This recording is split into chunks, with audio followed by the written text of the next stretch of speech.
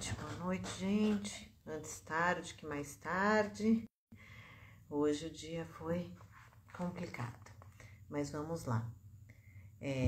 Lembrando, né? Cartas de um Diabo ao Seu Aprendiz, do C.S. Lewis. Nós estamos na carta 4. Então, vamos lá. Meu querido Vermelindo, as sugestões amadorísticas da sua última carta me alertaram para o fato de que está mais do que na hora de eu escrever para instruí-lo sobre o doloroso tema da oração. Falaremos. Você poderia ter me poupado do comentário de que minhas advertências sobre as orações do humano pela mãe dele se provaram singularmente infelizes. Um sobrinho nunca deveria escrever esse tipo de coisa ao tio, nem um tentador iniciante ao subsecretário de um departamento. Este fato também revela um desejo desagradável de passar adiante a responsabilidade. Você deve aprender a pagar pelos seus próprios erros, só os próprios demônios tendo boa noção de responsabilidade. A melhor coisa, sempre que possível, é manter o paciente longe de qualquer tentativa séria no sentido de qualquer tipo de oração. Se o paciente for um adulto recentemente convertido ao partido do inimigo, lembra, o inimigo é sempre Deus, como é o caso do seu homem, a melhor maneira de fazer isso é incentivando-o a se lembrar ou achar que está se lembrando da natureza repetitiva de suas orações na infância. Para contrariar isso, ele poderá ser persuadido a vislumbrar algo inteiramente espontâneo, íntimo, informal e não regulamentado. E isso, na verdade, significará para o iniciante um esforço de produzir em si mesmo um estado de espírito vagamente devocional, no qual a concentração real da vontade e da inteligência não desempenhem papel algum. Um dos seus poetas registrou certa vez que não orava mexendo os lábios e pondo-se de joelhos, mas simplesmente preparava o seu espírito para amar e se entregava a uma atitude de súplica. Esse é exatamente o tipo de oração que desejamos.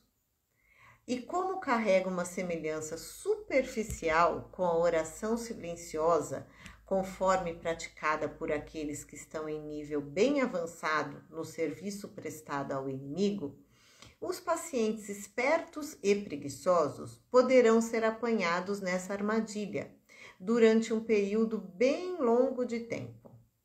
No mínimo, poderão ser persuadidos, de que a posição do corpo não faz qualquer diferença em sua oração, pois se esquecem constantemente, coisa de que você deve se lembrar sempre, de que são animais e de que qualquer coisa em relação ao seu corpo afetará suas almas. Ixi, ainda está respondendo aos sentidos, né? É engraçado ver como os mortais sempre nos acusam de enfiar ideias em suas cabeças. Na verdade, nosso trabalho mais importante é manter as coisas fora dela. Se isso falhar, você terá que apelar para uma distorção mais sutil da intenção deles. Sempre que estiverem a serviço do inimigo, teremos sido derrotados. Mas há formas de impedi-los de fazer isso. A mais simples é desviar a atenção deles para si mesmos. Mantenha-os ocupados com os próprios pensamentos e tentando produzir sentimentos pela ação de suas próprias vontades. Quando tiverem intenção de pedir-lhe um ato de caridade, faça com que, em vez disso, comecem a tentar produzir neles mesmos sentimentos caridosos, mas sem que eles notem que são eles próprios que estão fazendo isso. Quando tiverem a ideia de orar por coragem, deixe-os tentar sentirem-se realmente corajosos. Quando disserem que estão orando por perdão, deixe-os tentar sentirem-se perdoados. Aqui é importante. Ensine-os a estimarem o valor de cada oração por seu sucesso em produzir o sentimento desejado. E nunca os deixe suspeitar de que esse tipo de sucesso ou de fracasso irá depender de estarem bem ou mal, descansado ou exaustos naquele momento. Mas é claro, o inimigo não ficará de braços cruzados neste meio tempo. Sempre que houver oração, haverá o perigo de sua ação imediata. Ele fica cinicamente indiferente à dignidade de sua posição e à nossa, meros espíritos puros, e sobre os animais humanos que se colocam de joelhos, e derrama quantidades enormes de autoconhecimento, sem o menor escrúpulo. Mas, mesmo se ele derrotar você em sua primeira tentativa de ludibriar o seu humano, temos uma arma mais sutil. Os humanos não possuem aquela percepção direta dele que nós, infelizmente, não conseguimos evitar. Nunca conheceram aquela luminosidade sinistra, aquele resplendor penetrante e intenso que compõe o pano de fundo do sofrimento permanente de nossa vida. Se conseguir olhar dentro da mente do seu paciente enquanto ele ora, não encontrará isso. Se examinar o objeto ao qual ele está servindo, descobrirá que se trata de uma composição de vários ingredientes bastante ridículos. Haverá imagens derivadas de retratos do inimigo, quando este surgiu durante o episódio desacreditado e conhecido como encarnação. Haverá imagens ainda mais vagas, talvez bem primitivas e pueris, associados às outras duas pessoas. Haverá até um pouco de sua própria referência e das sensações físicas que a acompanham, tornadas em objetos e atribuídas ao objeto referenciado.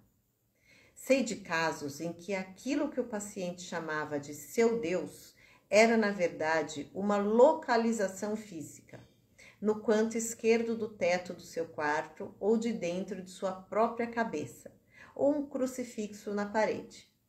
Mas qualquer que seja a natureza do objeto composto, você terá de mantê-lo orando para aquilo, para a coisa que ele fez, não para a pessoa que o tenha criado. Talvez até mesmo o encorajem a dar grande importância à correção e ao aperfeiçoamento do seu objeto composto, e a mantê-lo constantemente diante dos olhos de sua imaginação ao longo de toda a oração, pois se ele jamais chegar a fazer a distinção, se direcionar conscientemente suas orações, não para o que eu penso que sejas, mas para o que sabes que és, nossa situação será, nessa hora, desesperadora. Uma vez que todos os seus pensamentos e imagens tiverem sido descartados ou preservados, mas com o pleno reconhecimento de sua natureza meramente subjetiva, e uma vez que o homem entregar-se à presença para evitar essa situação embaraçosa, essa completa nudez da alma na oração, você se valerá do fato de que os próprios humanos não desejam isso tanto quanto se pode supor. Existe mesmo essa coisa chamada receber mais do que aquilo que estavam pedindo. Com carinho, seu tio maldanado.